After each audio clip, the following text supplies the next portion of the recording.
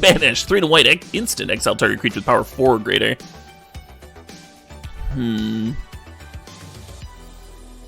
I think Blade Banish, I mean, there's some formats where you just like always want to main deck this card. Oh shit, what up? But then there's other formats where it's like just filler. You need a 23rd card, so you play this one. I'm not really sure which this format's going to be. You just don't want it to be dead, right? If it's live over 80% of the time, then it's probably worth main decking, because it's going to be hitting a really good card. But if the aggro decks just like don't have power that high, then I'd be more likely to sideboard it and board it in. A lot of chunk in this set. Yeah, there is a lot of chunk. Yeah, I would hedge towards main decking it at first, but like not over another like super good card for your deck. Anyway, Checkpoint Officer. 2 mana for a 1/2, 1 and a white, tap target creature. So tappers are always good. Tappers are always good and limited.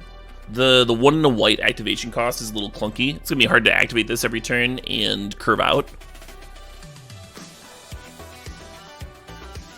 So this isn't one that I would play, that I'd be like super ecstatic to have like a ton of.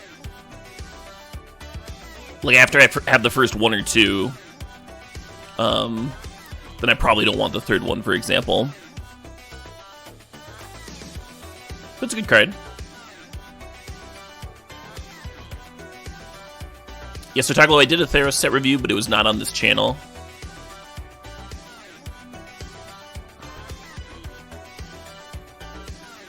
This is not a limited only review. I review cards based on the appropriate context. So right now we're looking at some draft commons, so I'm talking about them in terms of draft commons. When we get to like a busted constructed rare, I'm not gonna be like, so in limited, the one time you ever see this maybe. Anyway, Coordinated Charge, 5 mana, instant. Creatures you control get +2/+1 until end of turn. Cycling cards, I mean, cycling cards like this aren't gonna be high picks, but if you have the cycling payoffs, then you're just gonna be like slamming every single cycler you see, basically. Cards don't have to be very good if you can just like cycle them to draw a card, because then when you're in the situation where they're bad, you just chuck them. Especially if the format's slower. The slower the format is, the more you can get away with playing situational cards. So yeah, not a high pick by any means, but we'll still see a lot of play, strangely enough. Cub Warden, 4 mana for a 3/5, lifelink. Whenever this creature mutates, create 2/1/1 white cat creature tokens with lifelink. So I mean, it's a pretty sick limited card, 3/5 lifelink. Lifelink is pretty strong and limited. That incidental life gain. Everyone's killing each other with creature combat, right? So your life total matters more than in constructed. Whereas if you gain life against a control deck in constructed, like who cares? They're gonna kill you with planeswalker activations anyway. The body by itself is almost a sideboard card against mono red, right? 4 mana for a 3/5 lifelinker. I think you would want to play this in a deck with creatures, though. Like, it doesn't seem good enough out of a control deck sideboard. I think you want to be able to mutate sometimes. Yeah, it's no Regal Caracal, that's for sure. But if you can trigger it a couple of times. Like in Limited, you're pack 1, pick 1 slamming this, and then taking every mutate card you see. It's like making your own little cat army. Yeah, the flavor in this set is sweet. Mutate one onto the other, get 4 1/1s. Yeah, I could see it. And it plays well with the mass pump one too, right? Yeah, I'm a little skeptical as to like how much mutate is going to be a constructed mechanic, but we see it on a lot of like rare type cards. I'm pretty indifferent, Drager, to the Godzilla tie-in. I like Godzilla. I like alternate art stuff. Speaking of which, yeah, all the comic alt art stuff in this set is pretty sweet. I'm a fan. It's similar to Bestow. It's kind of similar to Bestow. It seems like a lot of the mutate cards have more reasonably costed bodies. Like their base stats are better than Bestow's.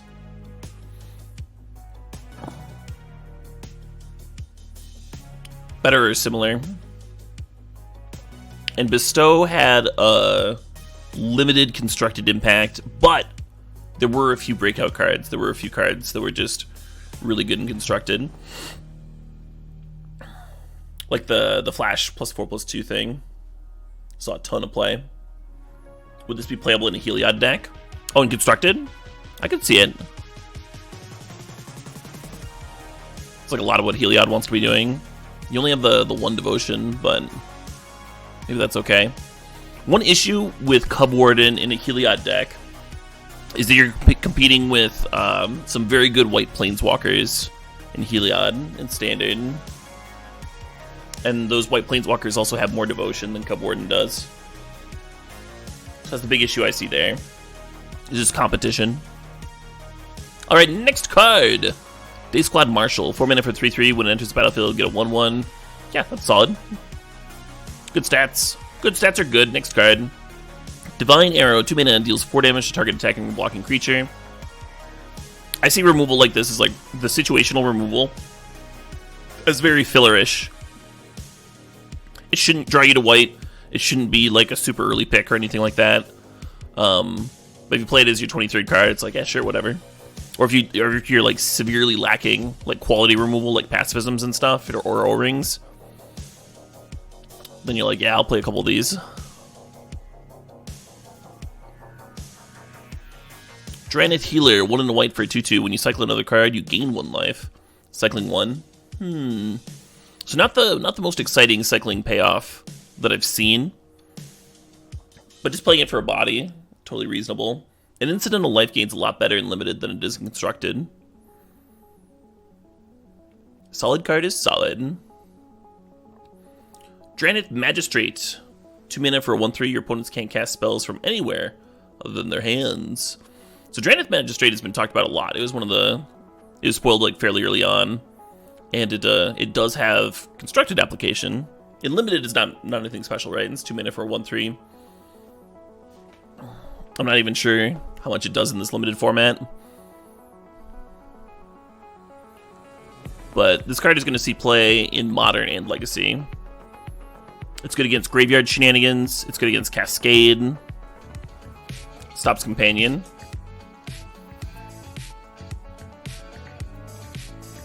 That's kind of relevant. Kind of like the Gravedigger's Cage Dog.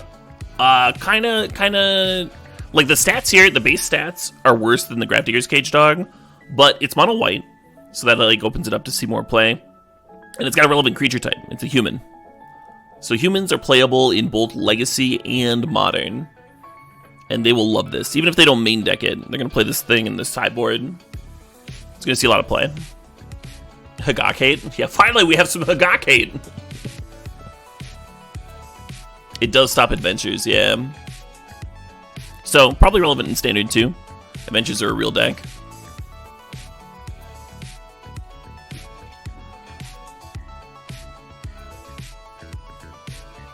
Frenzy? Oh my god, just lock them out.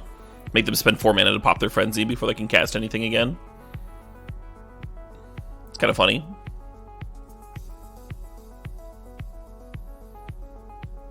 Harmless Offering isn't in Standard anymore, right? You can't donate a Frenzy. Lock the opponent out of the game. If they don't have red mana, they can't even pop it. They can't even pop the Frenzy, they're just locked. Oh, man. Stops Escape. Yeah, that's relevant.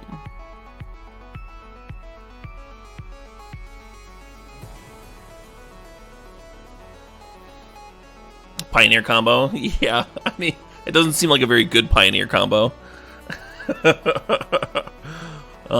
But enough of the cards are playable otherwise.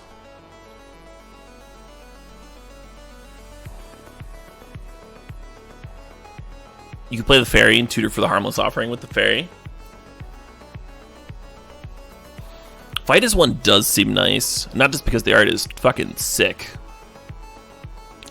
1 white mana, instant, choose one or both. Target human creature you control gets +1/+1 and gains indestructible until end of turn.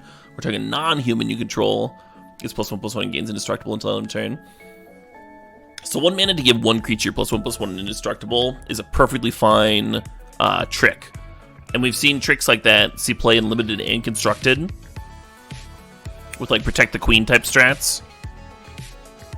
And this one can, like, blow out combat by making 2 creatures, like, kind of busted. If you're white aggro, this card's just great, right? Kind of like if you have a mixture of humans and non-humans, you can kind of just like tap your creatures sideways into any board and wreck some face. How early would I pick Fight as one? It's the sort of card that I don't really want it. I don't really want combat tricks in my non-aggro decks. So I'm probably only gonna pack one, pick one this out of a weak pack. But if I go like pack one, pick one, white creature rare, I could see pick 2ing this for sure.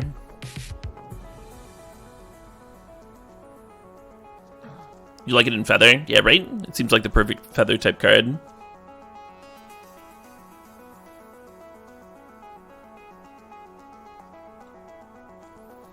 Yeah, protects against spot removal and wraths.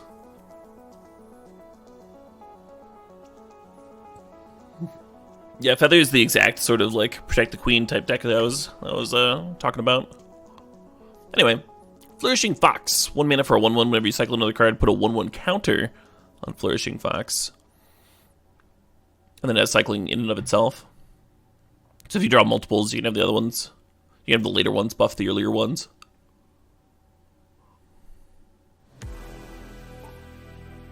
This card's good. This card's really good. Cycling aggro is going to be a thing, even if it's just F&M.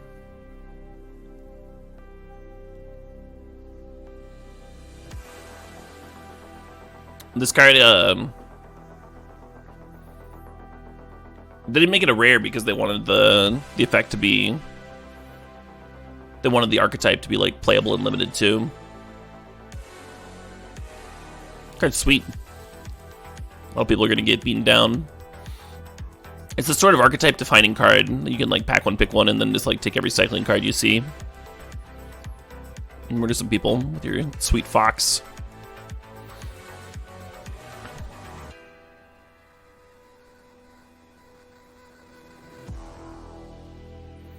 It can only be so bad with cycling. Yeah, right? Cycling 1. It's like really easy to get rid of it when it's bad. When it's like a top deck and you've got nothing in play. It's just a bad card. 1-drops that like just like slowly grow over the course of the game tend to be like really playable though.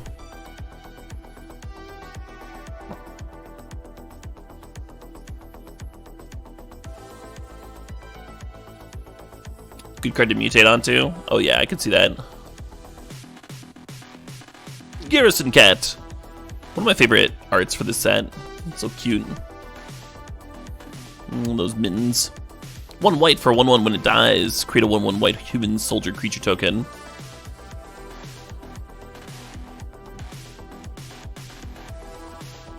Yeah, if your curve is tight enough, cards like this are real nice.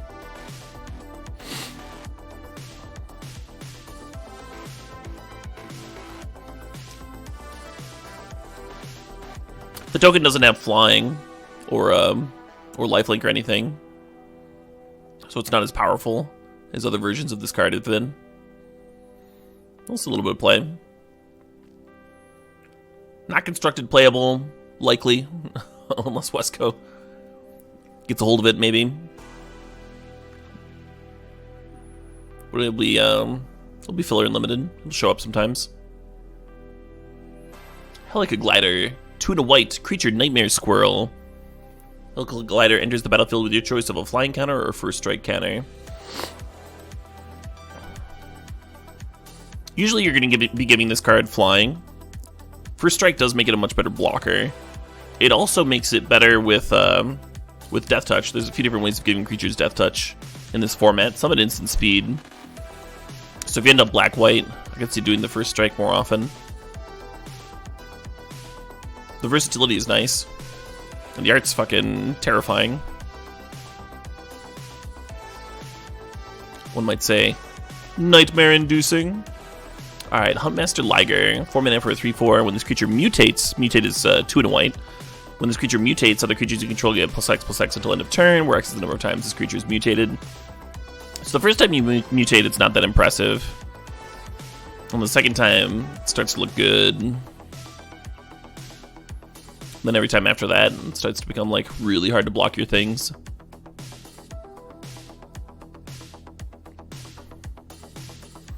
And the base stats here like aren't embarrassing for limited, right? 4 mana for a 3/4. You don't need very many mutate cards to play this in your limited deck.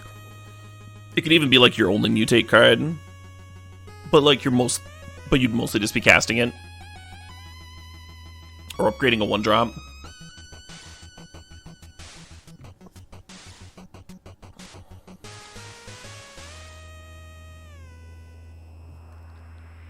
That is awkward. The mutating multiples onto one creature means that you've got less bodies in play to get the buff.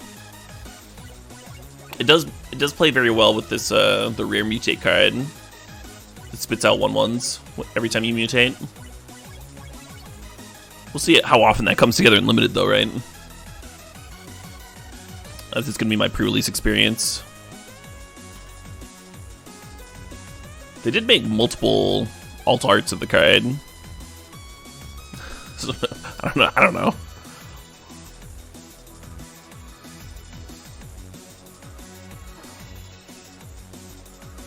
Mutate cards do not return to your hand. You would need another creature with mutate to mutate onto it again. Imposing Ventasaur, 5 and a white, 3/6 vigilance, cycling 1. Discard this card, draw a card. I mean, you put cycling 1 onto something and it doesn't have to be very good. Just throw it into your deck.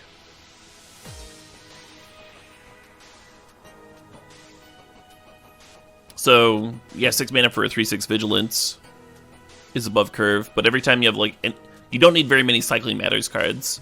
You could actually have 0 Cycling Matters cards and put this in your White Weenie deck, and it'd be totally reasonable. Not a constructed playable, unless you're like very focused on cycling, right? And you just want everything for cycling 1 as possible, in which case you're playing 4. But I can pretty much always make the cut in limited.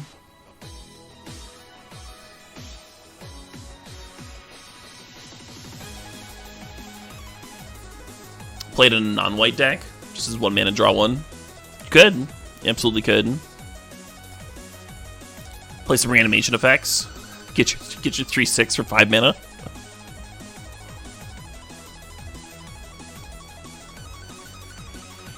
Alright, Keen-Sight Mentor, 2 and a white for a 1/4. When it enters battlefield, put a vigilance counter on target non-human creature you control. So you can't put the counter on itself. And then 1 and a white, put a 1/1 counter on each creature you control with vigilance. So vigilance build around / payoff here. Not a constructed card. Hard to guess how important this card's going to be for limited. You don't need to activate it very many times though before it's super worth.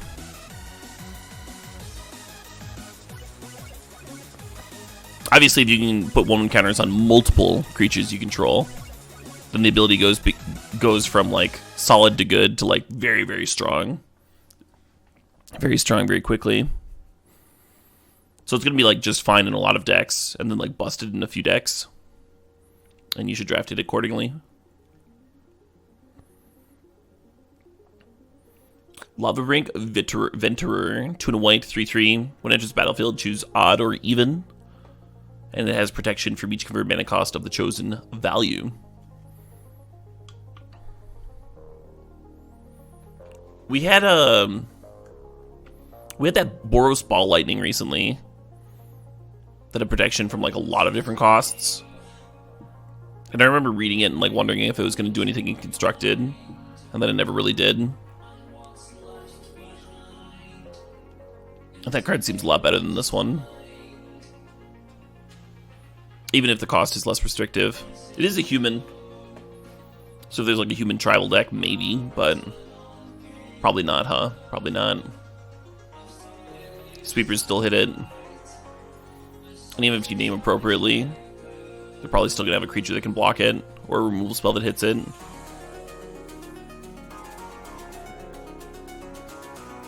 Does not excite.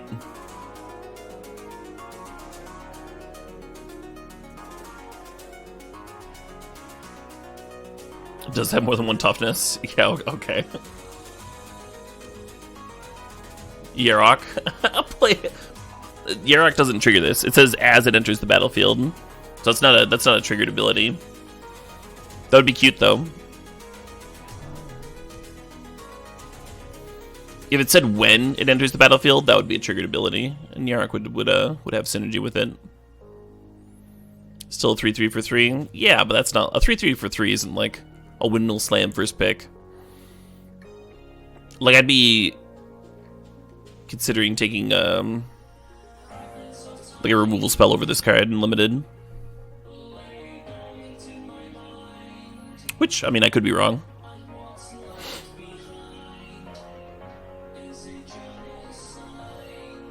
Light of Hope, 1 white. Choose 1, you gain 4 life, destroy target enchantment, or put a 1/1 counter on target creature. So is this supposed to be a sideboard card for mono red? It doesn't seem great. You hit its Emperor Cleave, right?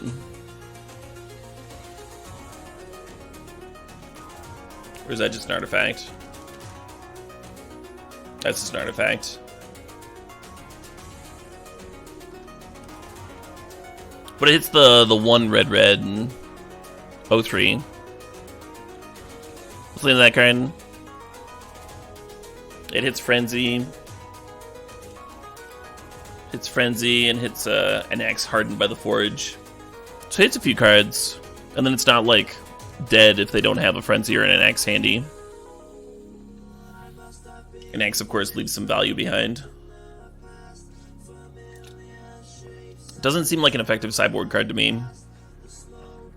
Not quite powerful enough to swing a matchup. It's rare that you're going to want a sideboard card for like specifically just mono red. And if you play it, you probably want it to do more than just blow up a Frenzy. Yeah, 4 life isn't much when you're taking 20 cleave damage. Yeah.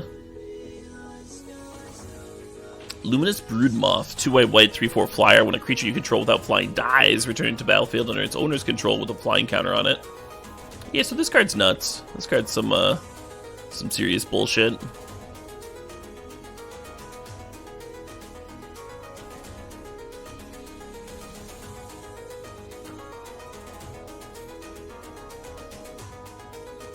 If you play it the turn before your opponent's gonna play a sweeper, then like all your stuff comes back except for the Luminous Broodmoth itself, assuming that the other cards don't have flying. I mean, I don't think you would play Luminous Broodmoth in a deck full of flyers.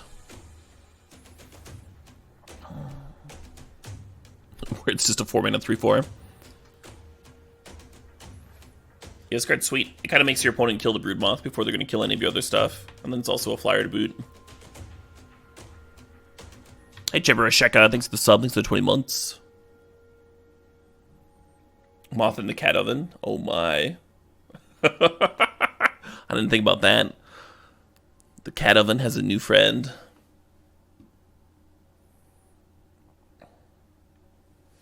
Yeah, and then you could play the 3-mana 3/2 Sack Outlet too.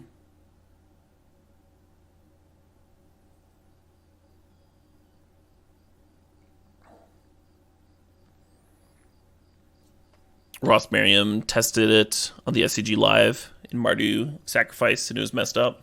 Yeah, that seems messed up. I mean, the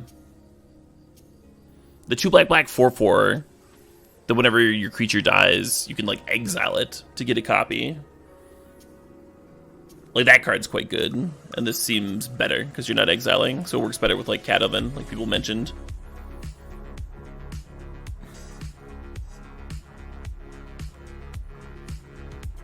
Majestic Oricorn, 4 white for a 4/4 Vigilance. When this creature mutates, you gain 4 life. Yeah, I mean, the stats are good, right? 5 mana for a 4/4 Vigilance. Vigilance is like a relevant ability in this format. Like, we got things that can make creatures with Vigilance grow.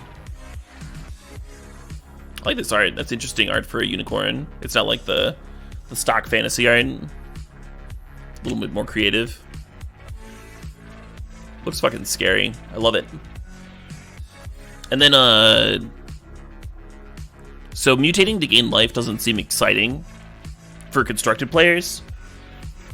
But I've mentioned this a few times, life gain tends to be better in limited. Your opponent kind of has to kill you with creatures.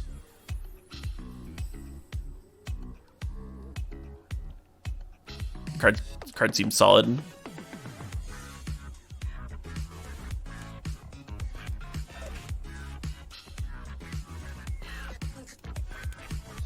Maned Serval, 1 and a white for a 1/4 with Vigilance.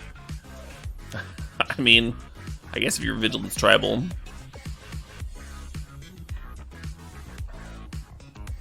I probably wouldn't play this just for its stats very often. Unless I was like a slower sealed deck that just wanted something to play early on to gum things up. Or if I was in blue-white flyers. If I wanted to like gum up the board while I killed the opponent in the air. Then that would make sense. But if you're like a normal ground pound white weenie type deck, you don't want to play cards that are like higher toughness than power because they don't attack as well. And this like stops your opponent from racing, right? They have to hold their creatures back, and now their creatures are like blocking your attackers. This is not ideal. Hey, another constructed card, Mythos of Snapdax. 2 white sorcery. Each player chooses an artifact, a creature, an enchantment, and a planeswalker from among the non-land permanents they control. Then sacrifice the rest. If Mardu was spent to cast the spell, you choose the permanents for each player instead. So this card seems constructed playable to me.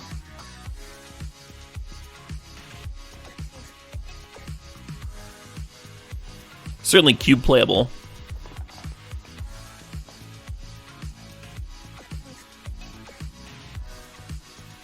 The only downside is that it doesn't hit their lands, like Cataclysm.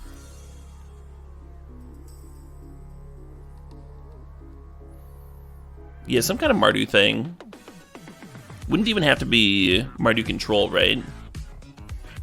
Because you're leaving a creature behind. Like, I think you'd probably want to split up all of your, like, some kind of Mardu mid-range shell, right? So you got, like, your 1 artifact, your 1 creature, your 1 enchantment, and your planeswalker. And you just, like, don't sacrifice anything. Or sack some piddlers. Whereas the opponent's, like, got a board full of creatures that suddenly become 1 creature.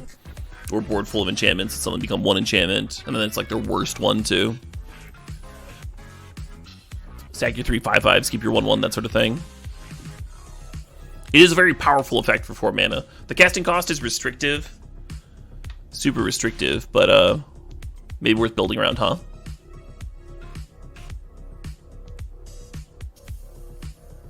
Pacifism, we all know what a pacifism does. The art's sweet. The art's actually adorable. Don't have that little butterfly.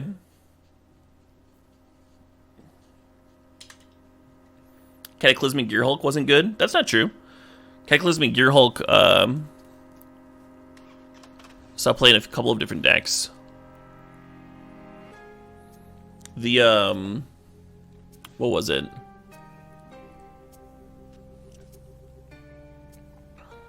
The gift decks liked it, didn't they?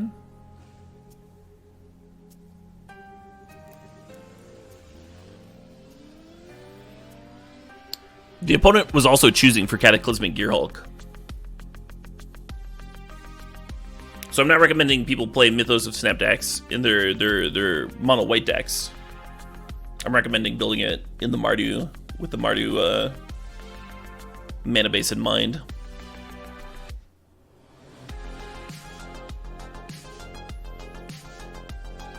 Oh, that's not true, Banksy. The effect is much better than a sweeper. If you were only hitting creatures, then that would kind of be the case.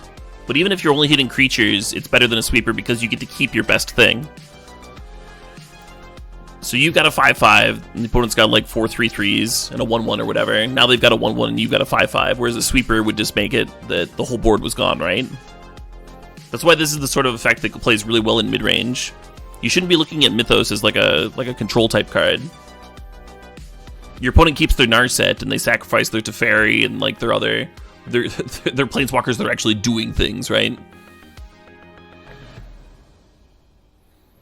Meanwhile, you still have like your 1 threat that's beating them down. So you shouldn't put Mythos in your like super aggro decks because you don't want to sacrifice like your go wide creatures And you shouldn't be putting it in like your hard control decks. But I do think the effect is good in mid-range.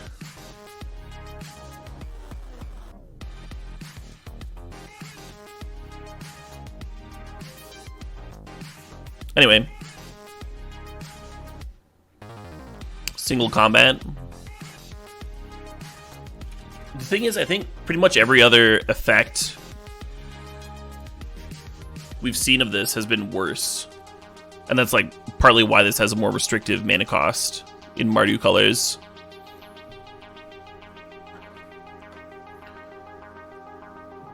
Right, so single combat didn't see much play for a reason, right? 5 mana is a lot. It's each player chooses. So again, they are choosing. The very important part of this is when you spend it for 4 mana and you spend the Mardu casting cost. You are choosing. You choose what they sacrifice. This is very important. It's a very important part of the card. I don't think we've had that on this sort of thing before. And then the players can't cast creature or planeswalker spells until the end of your next turn was actually really awkward because you couldn't play your single combat sweeper or whatever and then also play a threat afterwards. You like kind of bricked yourself even if you had a lot of mana.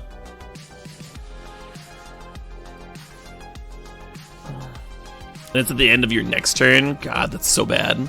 So even your next turn, you're like time walking yourself to play a weird sacrifice thing. Not in the same range at all. Not in the same range.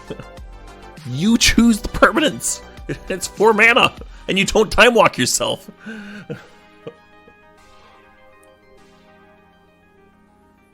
Does it sack Nissa lands? Absolutely, they're creatures. Why wouldn't it sack Nissa lands?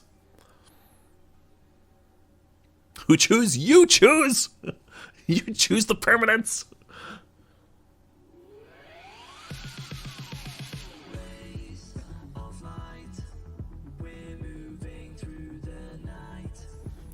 Yeah, everyone knows that Cataclysm is Armageddon.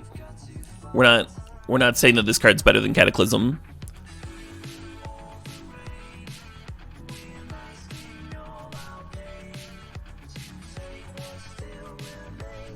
It says non-land permanents. Oh, you're right. Maybe it doesn't hit. No, maybe it doesn't hit Nissa lands.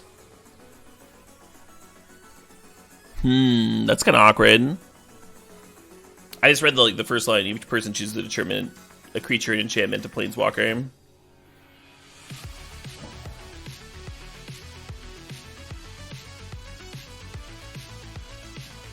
Well, there's only one thing for it. We need to put Mardu colors into our Nissa deck. No, it does make it a lot worse. It does make it a lot worse with Nissa being like one of the more played cards.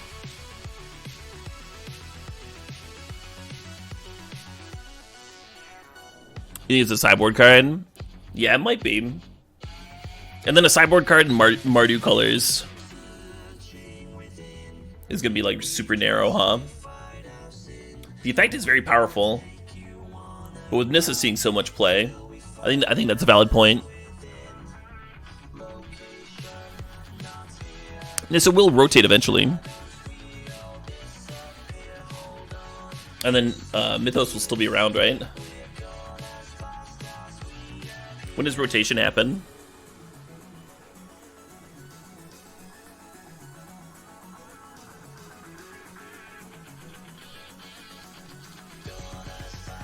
Don't they sack the land?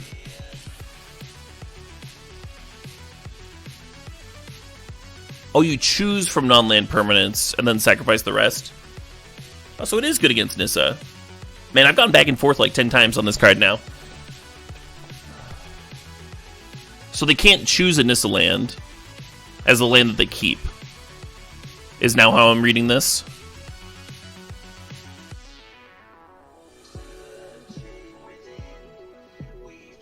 It 100% doesn't sack the lands.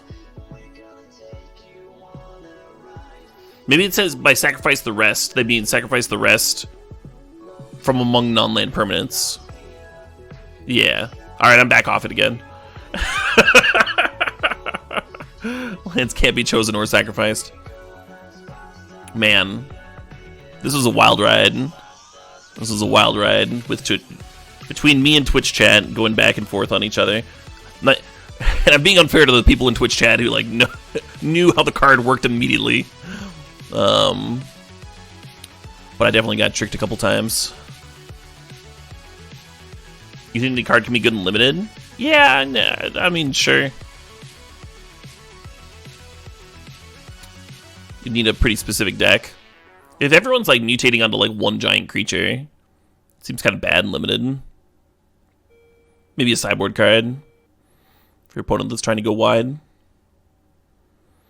It's hard to have the Mardu. It's hard to fulfill the Mardu cost in limited, is the thing.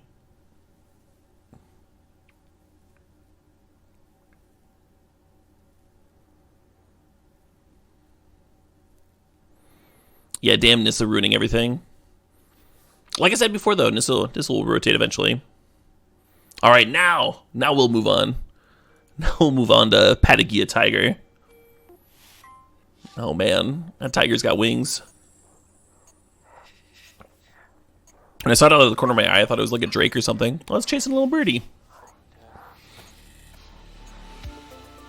5 mana for a 3/4 flying. When it enters the battlefield, target human you control gets +2/+2 until end of turn. That's a solid limited card. Even if it's just like a 5 mana 3/4 flying in your limited deck, it's always gonna make the cut. You can like just draft a bunch of these and kill people with giant flyers. It's totally fine. It's like always good. Primitive Sergeant. 3 mana for a 3/2. When it attacks other humans you control, get +1/+0 until end of turn. Yeah. Sure. Doesn't excite me a lot. I usually don't like going wide and limited. But when you end up aggro, it'll be fine. A fine card. Sanctuary Lockdown, 3 mana for an enchantment. Humans you control get +1/+1. Ooh. Anthem effect. 2 mana, tap 2 untapped humans you control, tap target creature and opponent controls. So this is a card that just does absolutely nothing in a deck that's not stocked full of humans.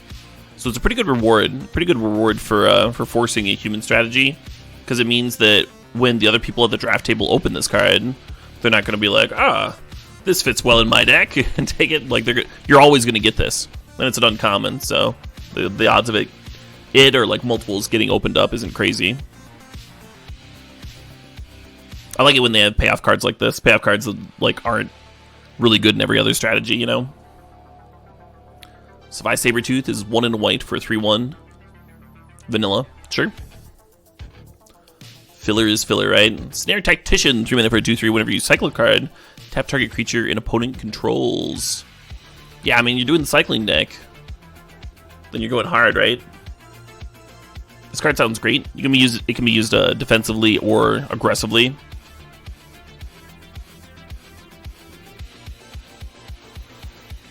It doesn't permanently answer cards. Every time you cycle a card, like sometimes you're going to draw another card with cycling, but sometimes you're going to draw land. You have to have so many lands in your Magic the Gathering deck, right? Good card though. I mean, 3 mana for a 2/3 is already fine. So there's not a lot of risk in drafting it. Solid Footing. Not a high pick though. Probably not a high pick. Unless you're like already doing the cycling thing really hard. Solid Footing, 1 white enchantment or a flash enchant creature. Enchanted creature gets +1/+1. As long as an enchanted creature has vigilance and decides combat damage equal to its toughness rather than its power. Sure. I don't know. I guess you're doing the vigilance thing, right? Like turn 3 attack for 5. Just like turn 2 play your stupid vigilant cat. Then turn 3 like fireball them. Just with lava axe you.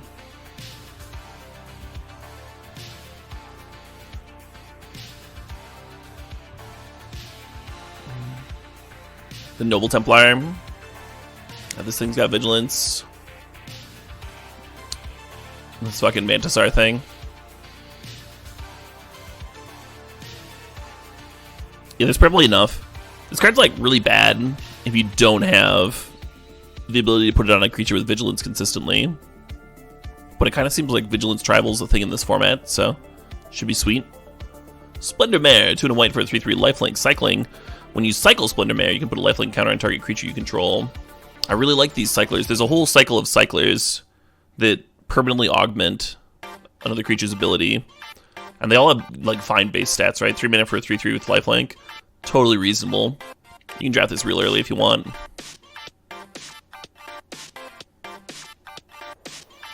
Spontaneous Flight. 2 and a white. Put target creature gets +2/+2 until end of turn. Put a flying counter on it. This card's sweet. Permanently gives something flying. Like, jump it for a turn. It's an instant, so it's like a combat trick, too. People have definitely played just like the 1 and a white, +2/+2 and flying until end of turn, and then they have, like, kind of have to like sack it to like jump their creature for the win or blow out combat with it. This getting the residue value is definitely worth an extra mana on the cost. Nice little trick. Stormwild Caprididor, 2 and a white for a 1/3. Flying, if non-combat damage will be dealt to Stormwild, prevent that damage. For each 1/1 counter on Stormwild Caprididor. Put a 1/1 counter on Stormwild Caprididor for each 1 damage prevented this way. So, I guess the dream is to play this in Constructed. And play it on turn 3. And then play the, what is it, Storm's Lightning? The 4 damage to all creatures card.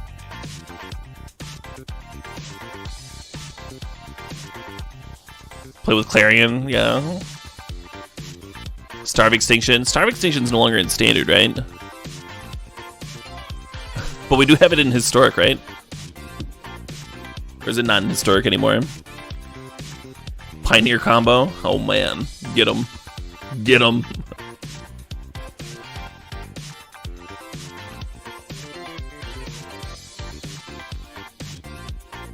Yeah, don't bolt the bird.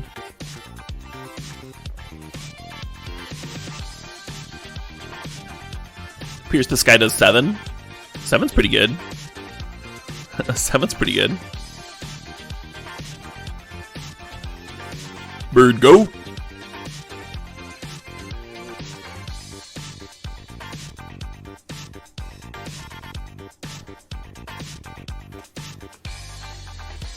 Yeah, kind of just a funsy card.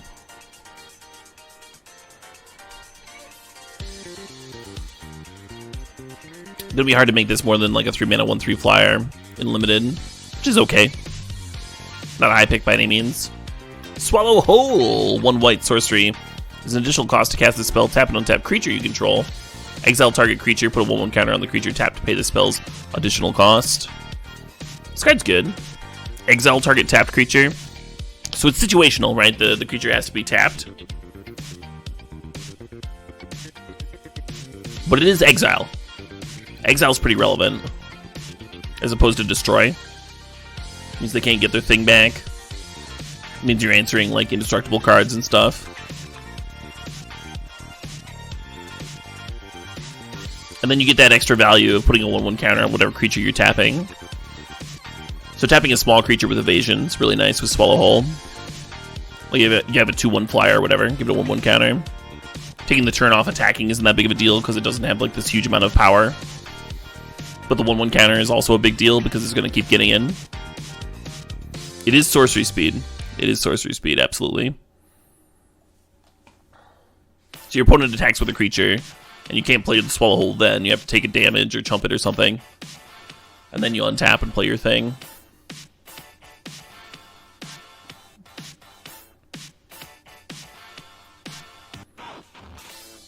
That's true, there's a lot of vigilance in this set. Maybe we're going to need to tap down a creature with Snare Tactician first, before we can swallow it whole. Oh, combo!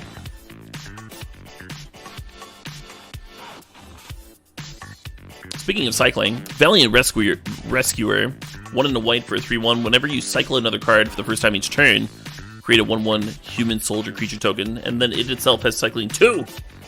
So this, very similar to the 1/1 that grows. I think the 1/1 that grows is better. Both because it costs 1, so you can start growing it on turn 2 immediately, and it has cycling 1. You're probably not going to have to choose between them very often, but both seem like first pickable cards, first pickable payoffs, if you are doing the cycling thing.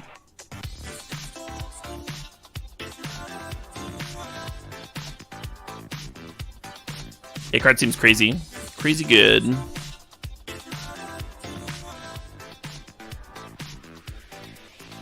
Yeah, that's another good point, too. With a 1/1... Where are we? Oh man, why did I start scrolling? With the 1/1, the 1/1 counter, you can like cycle multiple cards in a turn and grow it each time. Whereas the 3/1 is only going to trigger once per turn. You can of course trigger it on your turn and then cycle on the opponent's turn and trigger it then, so you're still getting two tokens a turn.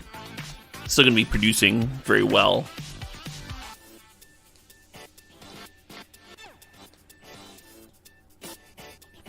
But it's not going to do anything. It's not going to do any like super busted shenanigans. Maybe they're trying to prevent it from going infinite or something. It does make humans. That is a relevant creature type. All right, Vulpikeet. 3 and a white, 2/3, mutate 3, flying when this creature mutates. Put a 1/1 counter on it. Yeah, sure. The stats are like totally fine for limited, right? 4 mana for a 2/3 flyer. And then if you ever mutate, like even just once, the card goes from like good to solid.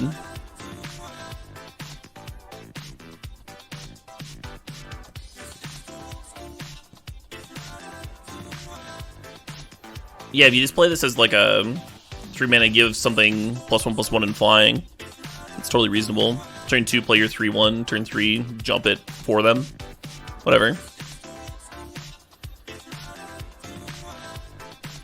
Like if it's fine to give something +2/+2 and a flying counter, it's like obviously fine to give something +1/+1 permanently in flying.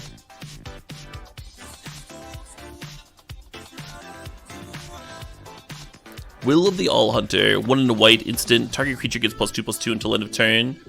If it's blocking, instead put 2 1/1 counters on it. So if you're attacking, it's just a combat trick. But if you're blocking, you get that residue value.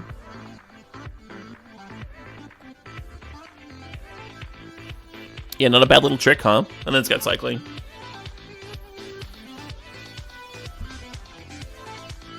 It seems like it's pretty easy to be white in this format. Like, the amount of playables are very dense. There's not a lot of overlap between the white decks. Like, if you're the cycling deck, you're not taking a lot of cards from the vigilance deck, and vice versa. And then there's, like, some human payoffs in here, too. But there's very few, like, absolute stone unplayables in here. Which is nice. Already I'm looking forward to this limited format, and we've only gone through one of the colors. When there's not very many like totally dead cards, it tends to mean that there's a lot of different archetypes available, because there's a lot of different ways to build within the format. That leads to formats like Innistrad and Dominaria and stuff. Anyway, I'm going to take a break. I usually take a break in between each color, give my voice a rest, and give me a chance to go get some water. I'm going to do a quick break before I come back, and we'll handle blue. We'll handle blue real quick.